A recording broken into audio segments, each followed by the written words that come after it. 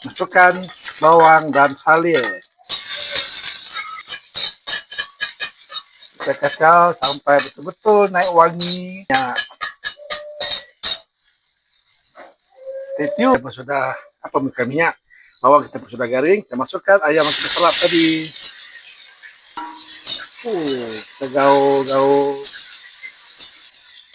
Oke guys, stay tune. Ini dia guys. Sudah masak guys. Saya nak test dia. Saya matikan api.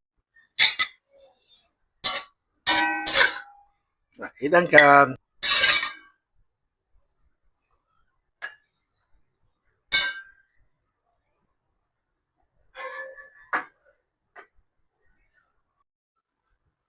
Ini dia guys. Saya punya ayam masak halia saya.